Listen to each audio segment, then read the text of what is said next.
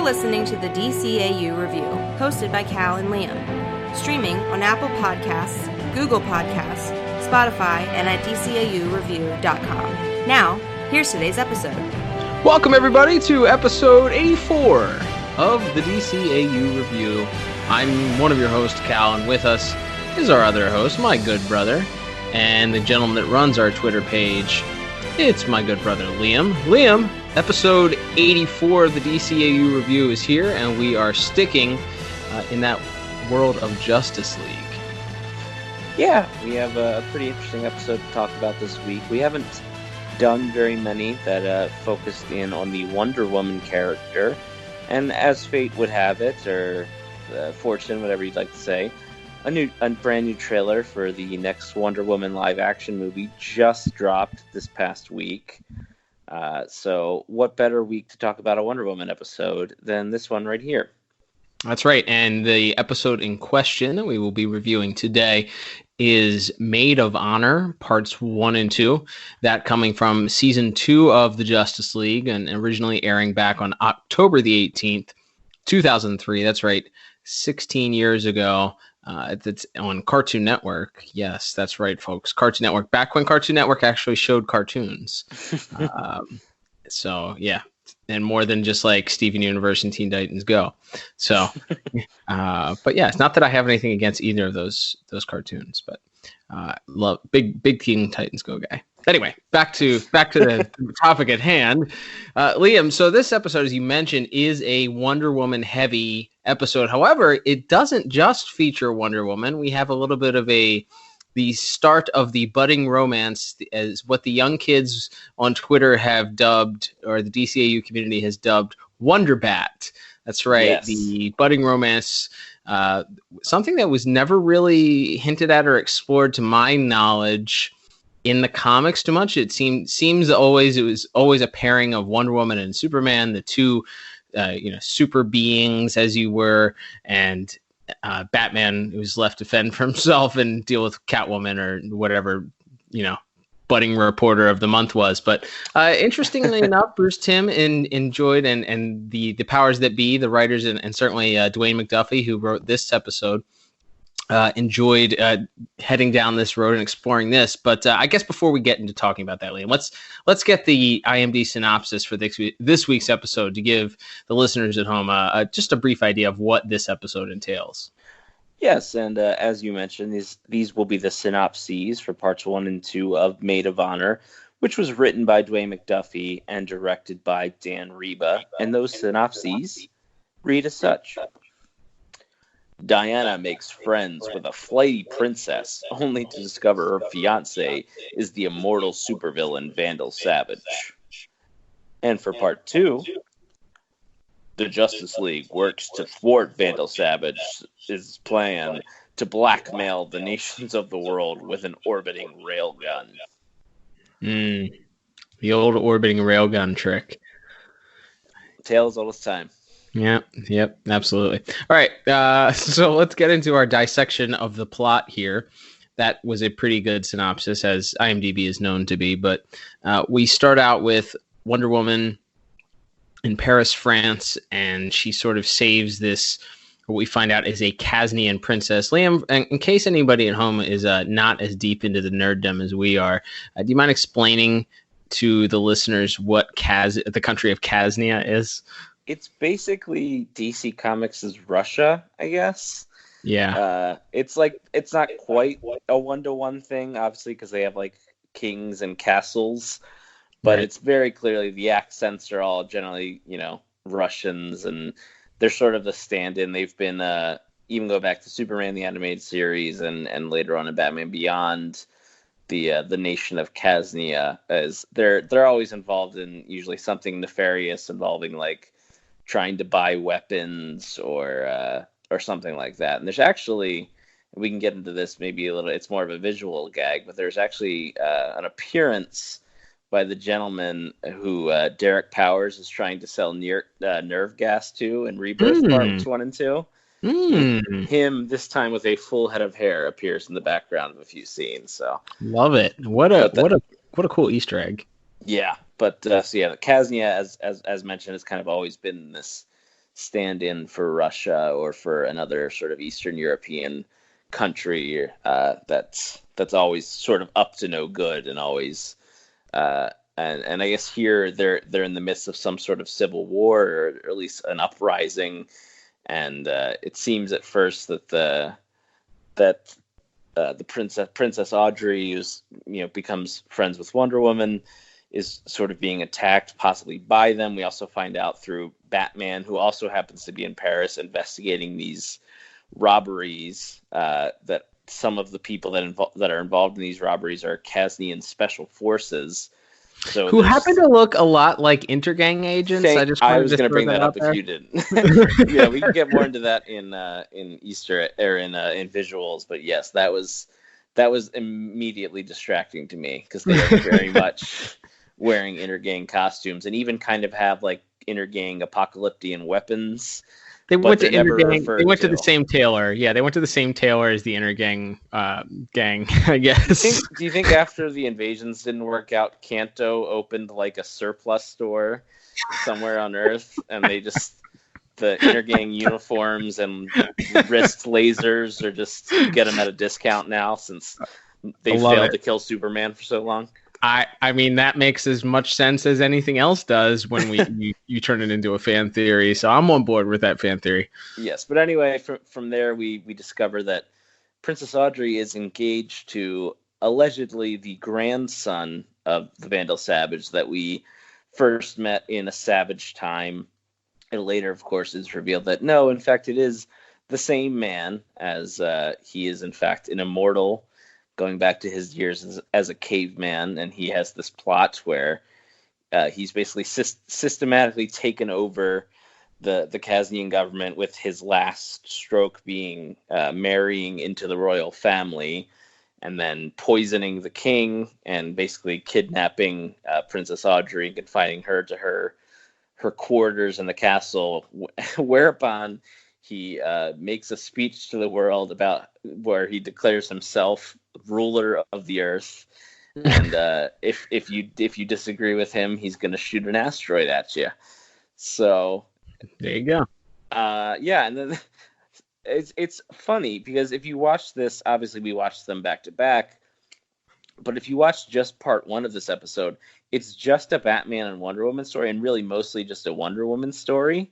Mm-hmm. Which I think is fine because it was a good. I think they did some good character development for Diana, but then in part two you sort of squeeze in this subplot of Green Lantern, Flash, and Martian Manhunter going off to rescue the astronauts on the space station because the space station has been taken over by evil astronauts. They've turned the space station into this giant space railgun that Vandal Savage is using to kind of hold the world hostage. So it gets a little wacky in there at the end, but then of course Batman, who kind of, I mean, we haven't gotten to certain other episodes, but man, Justice League Batman seems to really have something of a death wish as he at the end, as he can't stop the asteroid from coming to Earth, but he does instead send it directly to the castle where he and Wonder Woman and Vandal Savage and everyone are still there. So they survive, but so in the end we get the good guys triumph, and Vandal Savage is foiled once again to show up later on in Hereafter, which we've actually already reviewed, and you can find a review of that in the archives. But I guess we can just get into big picture and give our scores here. I think this is a very kind of weird episode. I don't dislike it, but I found it hard to grade in a way that made sense because part one is such this sort of self-contained small thing.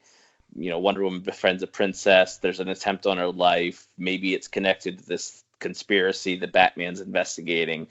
And then in part two, it's asteroid guns and space stations and stuff, and it just gets, it's almost like I almost think you could have eliminated the space gun subplot. I don't know what you would have filled that time with if you did eliminate that part, But you almost could have just done this entire episode with just Wonder Woman and Batman, and it might have been a more like succinct, tight story. Yeah, I don't disagree with that. I think that first part, doing research here, I read somebody compare the first part to a very James Bond-esque type storyline. A lot of, espionage, and there's who's behind the attacks on the Kaznian princess, and Batman is doing the investigation, and Wonder Woman is sort of, palling around and doing what she can, and then all of a sudden this person that you think is the villain, or they think is the villain, you think is the villain, but is purporting not to be the villain, shows up, and we quickly learn that he is indeed the villain, as we thought. And, you sort of have this cliffhanger at the end where it seems that the villain is taking the upper hand. And and then suddenly episode 2, or part 2 rather, is very much sci-fi, and it deals with space and asteroid guns and just a whole bunch of stuff that was very, very odd. I don't disagree with you that, having Green Lantern, it was very sudden too. All of a sudden Batman just radios to the Flash up in the watchtower, and it's like, oh yeah, there are other characters in the Justice League besides Batman and Wonder Woman. Excuse me. So it did seem very sudden. And there's like this weird part where Flash gets sucked out into space. Yeah. You think he's dead. And you kind of expect there to be like a cliffhanger, or maybe Superman was going to show up. I don't know. It was very, very strange. I like the idea. And of course we watched these episodes out of order. So, we've already known that the heroes are aware that Vandal Savage in Hereafter are aware that he's immortal, so they aren't surprised. Superman isn't surprised to see him in the year 5 billion or whatever it is when he gets flashed into the future. Yeah. But here they haven't interacted with him. They haven't seen him since the Savage time, and seeing him as a Nazi criminal. So seeing him again and not knowing him, if you didn't know, that was sort of a surprise. But yeah, anyway, it is a weird episode to grade. I really, really liked the first episode, and the second episode was kind of like, nah. So I averaged that out to about a 7 out of 10 for plot. What about you? Yeah, I ended up a little bit lower than that. I went 5 out of 10. Like I said, I like it. I like that we got a little more character development with Wonder Woman. I like the interaction between her and Batman. That this mystery that they get to sort of unravel together. But yeah, the like I said, for all the reasons we've just gone over, I think that second part just kind of jumbles things. And then I like Vandal Savage as a character, but the part where he's just like demands to be made ruler of the earth was so Super Friends to me, and it didn't quite line up with this sort of tactical genius that we saw in a Savage time. So that it just didn't quite feel like the same character to me. Although obviously he's 100 years older or whatever, or I guess by this point, 70 years older. So maybe the idea is he gets more and more mad or crazy as he gets older. But yeah, I didn't feel like this Vandal Savage coming off, what is such an iconic and darn near perfect episode in Savage time to this guy who's make me king of Earth or I will shoot asteroids at you was a little bit of a letdown for me. It was a little. That is such a goofy thing. I'm going to shoot asteroids at you. You know what? Speaking of, did you notice that they killed some people in this episode? Did they? Yeah, I would say it would be safe to. I mean, there were some people that floated after the aircraft carrier got hit with the asteroid after he uses it for the first time. Yeah, but most aircraft carriers have pretty big staffs. I think a lot of people on board. I gotta say that there's probably some dead people in that aircraft, half of that aircraft carrier that sunk. And yeah, you'd think there would be more than like 9 guys working on a ship that size. Right. Yeah, and I guess that sort of makes up for the amount of pilots that were able to safely eject out of their planes as Batman and Wonder Woman completely destroyed the Kaznian Air Force. But I guess we'll get to it in visuals. We'll talk about it then. But the other thing is there was a lot of, if you blink and you miss it, sort of sexual innuendo in this episode also. Yes. It was, man, there was a lot of double entendres and stuff that was between stuff that Wonder Woman said and sort of innocently, and then the Kaznian princess was not afraid to play her role as Michael Scott in double entendres in this episode. Yes, they really pushed the limits of that TVY7 or TVG with some of the stuff that she did and said, including like groping the cameraman, and she had some line about wanting to go out with several bangs if possible. So if it can be arranged, that's what she said. Yes, it was not subtle by any means. So yeah, this might be at least to this point in what we've reviewed the most overtly sexual content that we've seen on a DCAU cartoon to this point. Since Eternal Youth. Oh, yeah. Oh, come Sorry. on. Sorry, in the bad episode, Jar. I apologize. Moving on to visuals. Yes, moving on to visuals animation. Great segue. Liam, I got to be honest. I don't know if it was... So, full disclosure, I watched this episode on the DVD copy that we have. We have not obtained this in Blu-ray yet, and because DC Universe doesn't have an app that you can stream from television or PlayStation, I'll watch the DVDs. Hey, DC Universe, we love you. In fact, we would love to shill for you if you wish. Can you hook us up and then maybe create an app for Samsung televisions, please? If you're listening, we love you though. Even if you don't, we'll shill for you. Anyway, but the animation in this episode, oh man, I hated it. It was real bad.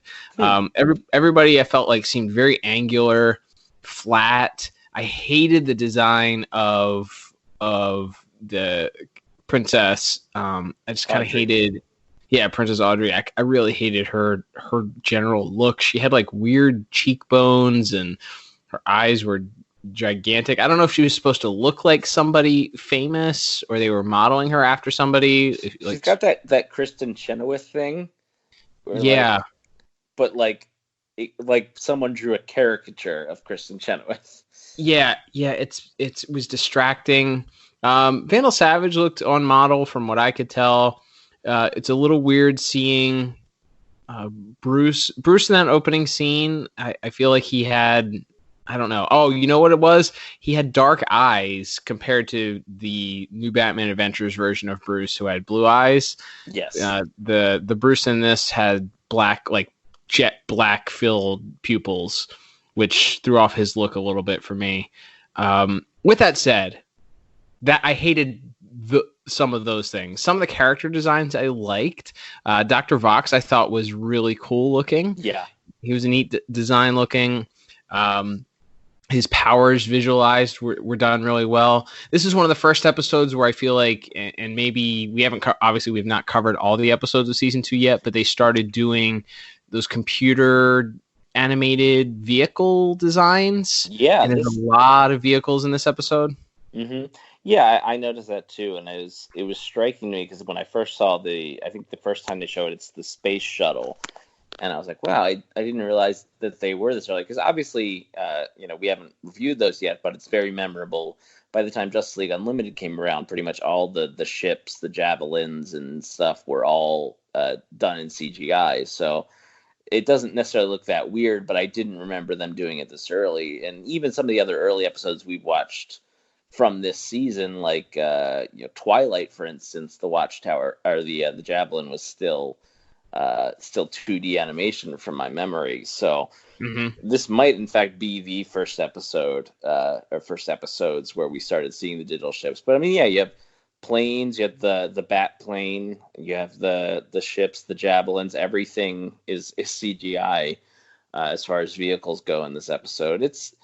Some of them looked better than others. Like I thought the bat plane looked good, and I thought the big airplane that Diana's chasing down at the end of part 1 is looked pretty good. But then I thought maybe the space shuttle and the all white. I don't know. Maybe it's just something that where my brain's not used to it. But when I saw the regular javelin, the white javelin in CGI form, it just looked a little weird to me. It looked like the ships in Futurama. If you're familiar with that, they did all the ships in that world was kind of CGI, and it always kind of looked a little wonky to me. Agreed. I thought there were some cool visuals in that second part too. Of course, we get to see John Jones visualize his powers. He sort of does a Mr. Fantastic type thing in the middle of the fight on the space station, where he sort of elongates and uses his powers to wrap up one of the evil astronauts. You also get a cool Batman scene where they're shooting at him and he runs and he jumps and he kind of has this cape covering his body. Does some cool fighting action there. He hits Vandal Savage with a chair, a computer chair, which was really cool. My favorite Batman visual in this episode is actually it's pretty early in part 1 where he's interrogating the not Intergang man. And the Intergang guy is speaking in, I guess, Kaznian, and correct. Is shouting at Batman, "You can't even understand me, even if I was going to talk." And of course, Batman says, "I do understand it," and Batman begins to speak in this language as well. And as he sort of leans in, and his face gets covered by shadow, and then they cut to a close-up of the guy's eyes, and you can see the reflection of Batman in his goggles. I thought that was a really cool little visual they did there. Yeah, that was spot on. I really like that too. There was one other cool subtle thing that I enjoyed. So as we discussed, Diana at the beginning of the episode, she's sort of palling around with Princess Audrey and going to clubs, and she's sort of living this life and experiencing Princess Audrey's life in the public eye. And they're in a club, and the paparazzi shows up and starts taking pictures of them. And Diana actually uses her bracelets to block the flash bulbs of the paparazzi. And I thought it was so subtle and so quick that you would miss it if you didn't pay attention. But I thought it was just a neat little thing. Like, she throws up her bracelets. Usually she's blocking bullets or missiles or whatever she's using, or the Dr. Vox's vocal cords or whatever. But in this episode, she also uses it to block flashes for the paparazzi. So multifunctional bracelets. That's awesome. Yeah, I thought that was neat. What did you think of the Vandal Savage body rising from the rubble after he gets impaled by the giant asteroid? It's real creepy. Like you can see all of the bones sort of jutting out, and obviously they didn't want to use blood, but seeing his fingers and stuff snap back into their sockets, and sort of as he slowly turns back and having his hair all disheveled, and you can see he's missing teeth and stuff. It's a pretty harrowing visual. It might be so wacky that it's a little over the top, but again, for as silly as that second part got, I feel like it was a pretty fitting end, honestly. Yeah, it felt good. Of course, we know that wasn't the last that we would see of him, as we found out later on. But yeah, anyway, so overall, I didn't love a lot of the character designs, and I hated, like I said, I hated some of the animation as a whole. There were some neat parts to it. So I ended up giving it a 6 out of 10. I'm in that same ballpark. I went 7 out of 10. Only other thing I wanted to mention is as weird and silly as we mentioned the Flash getting sucked out into space was, I really liked the sequence where Green Lantern saves him and then sort of is trying to make sure he's all right, and Flash, we get to see Flash kind of pissed off here, which we almost never get to see in this series. So seeing getting to see the Flash kind of cut loose a little bit and just kind of wreck the rest of the guards that are on the space station, I thought that was a really cool sequence, and I thought that it was a cool visualization of some of the Flash's power that we don't always get to see. I concur. All right, let's move on to music. Oh man, Liam. First part here had a lot of good music in it, and I say that because basically they just used the classic Batman theme a whole bunch in it. So I appreciated that. Any musical thoughts that you noticed besides the use of the classic Batman theme? Well, one thing I noticed is in the addition, as you mentioned, the Shirley Walker Batman theme is, of course, there's the theme that plays whenever Wonder Woman appears, and they did a really cool thing, and we've talked about this in other episodes. I don't know if we've talked about it in Justice League episodes before, but where they would like interlay the character themes on top of whatever the other music in the scene was. Like in that first sequence where the terrorists break in to try to kidnap Audrey, we get sort of more frantic fight music with heavy drums and dramatic tension, and then when Wonder Woman steps in to do something heroic, the Wonder Woman theme sort of plays on top of it, and then it kind of goes back in, and when it switches back to the soldiers as they're escaping onto the helicopter, the Wonder Woman theme fades, and then when she reappears in front of the helicopter, the Wonder Woman theme plays again. I thought they did a lot of cool things. They did the same thing with the Batman theme throughout part one, especially of sort of melding the theme of the episode, the music of the episode. I believe Christopher Carter did the music for this episode, and he did a really great job of sort of mixing, not just playing the themes by themselves, but sort of interlaying them on top of the other music of the episode. And we even got a return of sort of the haunting theme that played, I believe, when John was watching the propaganda videos of Vandal Savage's rise in the Savage Time. We get when he sees his power, as silly as that scene got, that theme from a Savage Time returns as he sort of explains his evil plot and how close he is to finally, when he's explaining, when he says, I am meant to conquer, that Savage Time theme comes back in, and it kind of gave me chills in that moment, because again, you're right in the sense that a lot of this is just reminding us of themes we've already heard before. But again, I really liked the way that it was, again, sort of mixed in with the other music that you heard in the episode. Yeah, there was also a neat part of this, the first part, as the marriage ceremony is going on, and Batman and Wonder Woman are fighting the Kaznian army / Air Force, and the marriage ceremony is going on inside as Princess Audrey and Vandal Savage are being wed. And instead of the classic, I guess what they could have done, which is going back and forth between the audio from the wedding and the audio happening outside in the battle, they play both scenes, but the audio stays in the sticking to the wedding ceremony.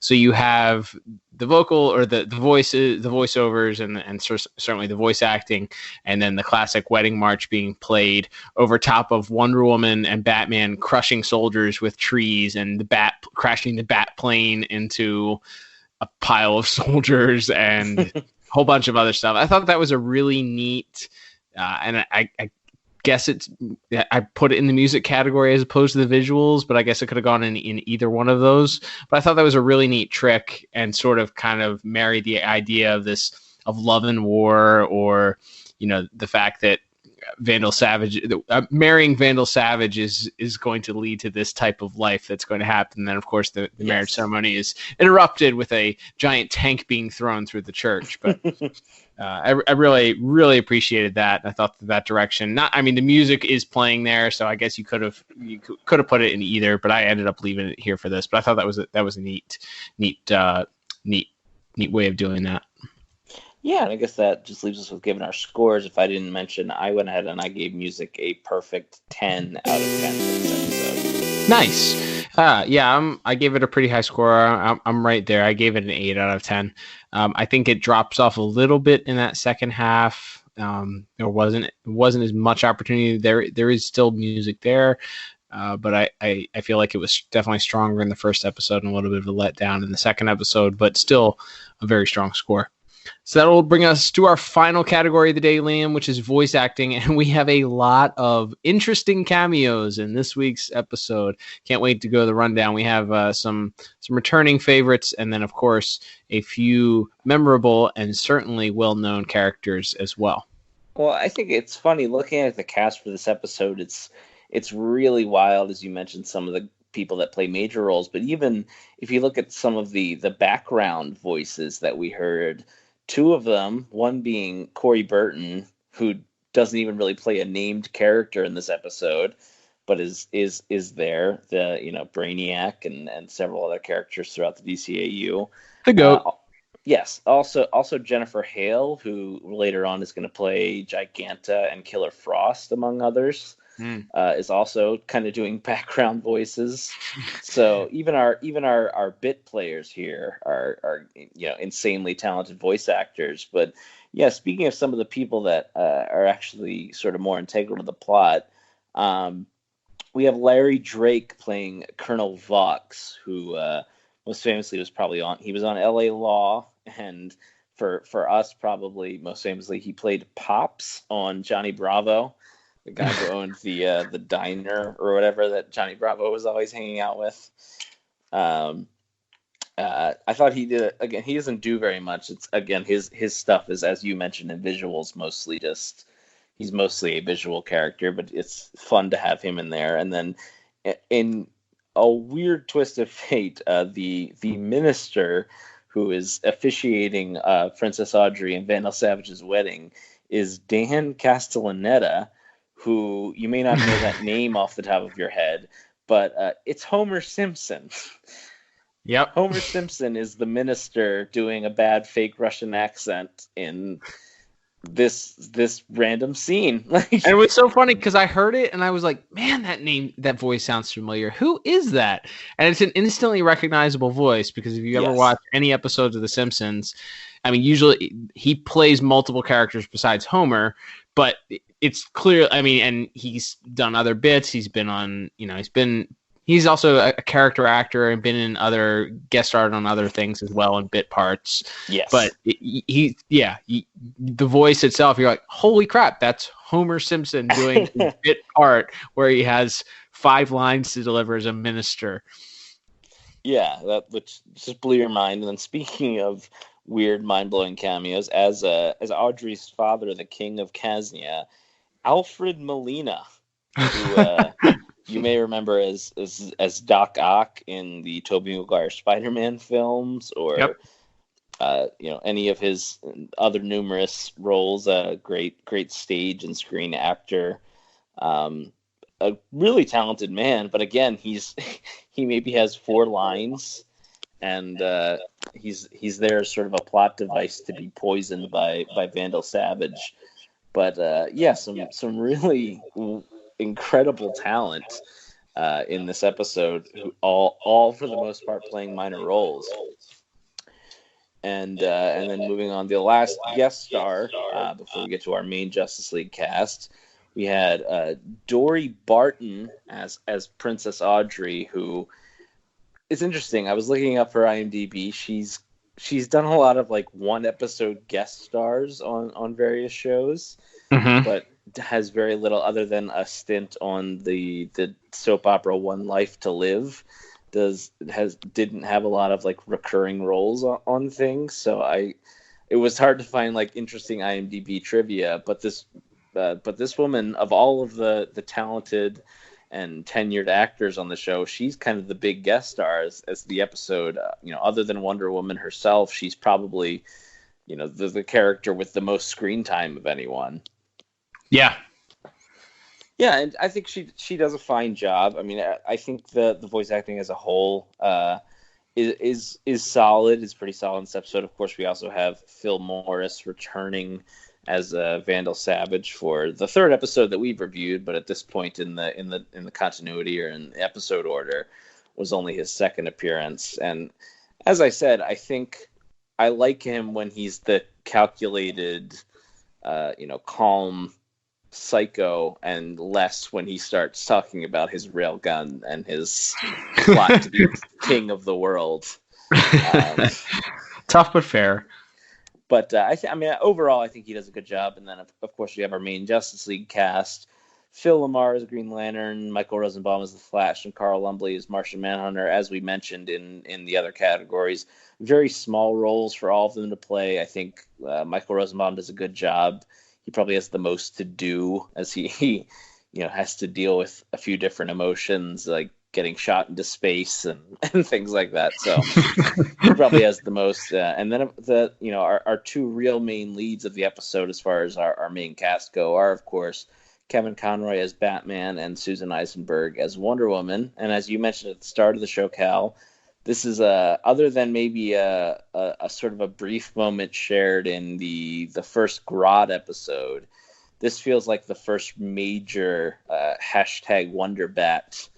That's how you feed. This is the first time that shipping community really got something they could sink their teeth into for the first time in a while here. And I really liked the sort of playful back and forth between them in the first scene when they're dancing as Bruce Wayne, and even one of the scenes later as she's talking to Batman on the radio, and then they flash to, I guess, what is Bruce Wayne's hotel room, and he's just in his Bruce Wayne clothes, just talking as Batman, which is always kind of a fun visual thing to see. And I like seeing Kevin Conroy being able to dust off. It's not quite the over the top high Bruce Wayne voice from the original Batman the Animated Series. Certainly by New Batman Adventures time, he had kind of toned down that over the top voice, but you still get to see him sort of flex his muscles a little bit and do the Bruce voice for probably at this point in the series the first time that we've actually seen Bruce Wayne himself. We've only really seen Batman, right. So getting to hear him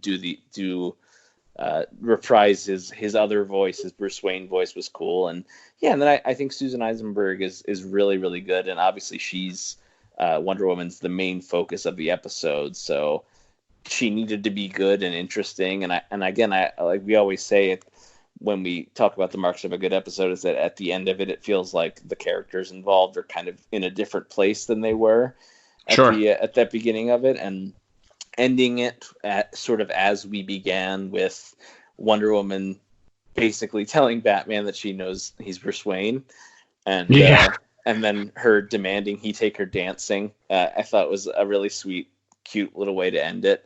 So agreed. Yeah, I thought for the most part voice acting was really great. Like I said, I wasn't in love with Phil Morris as Vandal Savage in this episode. Again, I would blame that more on the plot than on anything he necessarily did with delivery. So I gave voice acting a strong 8 out of 10. What about you?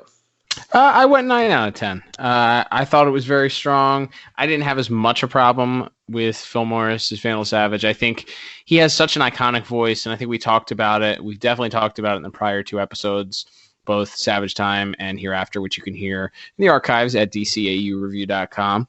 But, he has such a commanding voice, and it's that calm undertone and sinister type voice. And I think you're right. Maybe he wasn't done a whole lot of favors with the dialogue that he was given in this episode of, his railgun that's going to make him the leader of the world. But at the same time, I think that his performance was still strong. And of course, Kevin Conroy and Susan Eisenberg carried this episode. And Susan Eisenberg really got a chance to shine in this a lot.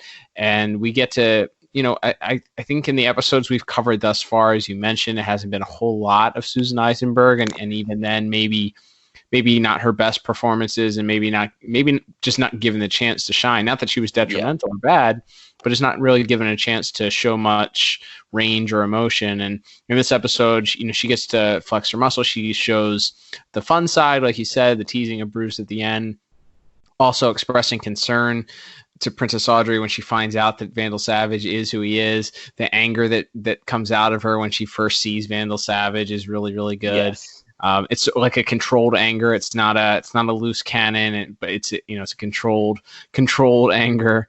I think having the supporting cast of all those people in their bit parts was actually really strong and really shored this up. And then you have Corey Burton, of course, who we can't go an episode without talking that he's in. Dude played like 9 voices in the first 8 minutes. So dude's great. And even the thrown in Carl Lumbly and Phil Lamar and Michael Rosenbaum, I felt like that they were strong in their roles as well. So yeah, I gave it a 9 out of 10 because I think it's pretty strong. And I think that will lead us to our final scores, I guess, Liam. Totaling everything up here, I want to make sure that I got everything totaled up here. Well, why don't you total up your scores? What'd you get? Yeah, so all things considered, it looks like I have a final score of 30 out of 40.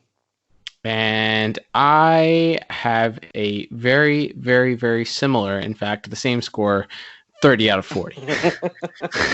How did that happen? I don't know. Generally, as we remember, I don't think we agreed on like a single individual score, and yet somehow we still ended up with the same final score. So. That's crazy. Man, just as a reminder, we don't discuss our scores, of course, before we go on the air. We like to keep that a secret, but we are related. So sometimes the scores, and oftentimes the scores come out the same. So if you're interested in hearing episodes where we disagreed on scores, check the archives at DCAUreview.com. There's a few in there. Yeah, 1 or 2. But yeah, I think we can kind of, as we're wrapping up here, just mention rewatchability. I mean, obviously the Vandal Savage character does come back, and this does go into his origins.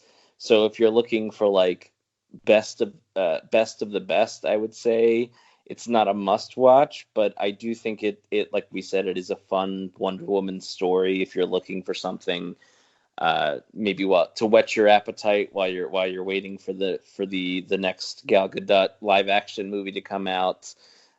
You could do worse than this episode, but I wouldn't necessarily say it's a must watch either, even with the fun plot and the Vandal Savage origin reveal. Not a must watch. I think that one of the things I did not mention as we were introing this is we did talk about it before we went on the air, was just that I don't remember this episode a whole lot. When I watched it tonight, it was I don't think this is one that we had recorded off of Toonami or Cartoon Network, so it's not one that we saw over and over again. Maybe watched it once or twice when the DVDs came out, but had no real recollection of most of the story, and frankly didn't miss it. So I think that tells you right there that it's not a must-watch. I think that with Vandal Savage's appearance later on, he just kind of explains that he's immortal in that episode too, in case you forgot. So it's really not a must watch. If you want to get the full anthology of the Wonder Bat storyline, or you just want to watch a good Wonder Woman episode, then by all means go for it. But it's not must see TV by any means. Yeah, I think that's fair. All right, Liam, let's wrap up here then. With that, thank you everybody for listening to this week's episode of the DCAU Review. Don't forget to check us out on your favorite podcast streaming service, Google Podcasts, Apple Podcasts, Spotify, or wherever else you find your podcast. You can also find it at DCAUreview.com, where you can break things down by category. If you want to check out those other Vandal Savage episodes, you can find those all broken down by category. You can also check out our Twitter page, Liam, that you do such a great job of running. I know you've had some polls up there recently. We've been tweeting about the exciting live action Crisis on Infinite Earths that has been on the CW recently. So lots of exciting stuff going on over there. People can also follow us at DCA Review on Instagram. You can check out, we usually have a preview clip that's posted on Wednesdays on our Instagram. So check that out. Anything else, Liam? Oh, how about this? I know what we could do. Why don't you give a little sneak peek of next week's episode of the DCAU Review? Absolutely. Well, as you all may be aware or not, we are in the month of December. The holidays are just about upon us. And so for our final episode before Christmas, actually it's a couple days before Hanukkah as well, so we're an all-inclusive podcast here. We will be reviewing the absolute classic. I cannot wait to revisit this episode. Justice League. We're sticking with Justice League Season 2. Comfort and Joy coming at you next weekend. Oh boy, I cannot wait for this. Some classic lines that are just, we still repeat to this day, that I can't wait. Can't wait to review. So that is going to be fun.